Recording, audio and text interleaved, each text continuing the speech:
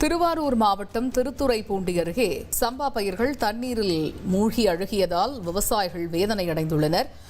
மேட்டுப்பாளையம் முள்ளியாற்றில் இருந்து பிரிந்து வரக்கூடிய வடிவாய்க்கால் முழுவதும் வெங்காய தாமரை செடிகள் மண்டி கிடப்பதால் தண்ணீர் செல்ல முடியாத நிலை ஏற்பட்டுள்ளது. இந்த நிலையில் சமீபத்தில் பெய்த மழையால் பயிர்கள் தண்ணீரில் மூழ்கி அழுகி சேதமடைந்துள்ளன. 21, 22, 3 நாட்களில் சொந்த செலவில் இங்கிருந்து இந்த கொத்தமங்கலம் சிதம்பரம் கொத்தமங்கலம் பள்ளியிலிருந்து எள்ளூர் வரை ஒரு 3 கிலோமீட்டர் அளவுக்கு நாங்கள் சொந்த செலவில் வெங்காய தாமரை அகற்றியுள்ளோம். இருப்பினும் அது சரியாக நீர் வடியாத காரணத்தால் மேலும் நீர்த்தக்கம் ஏற்பட்டு இன்னும் பயிர்கள் அழிந்து கொண்டிருக்கின்றன, முற்றிலும் அழிந்து விட்டன.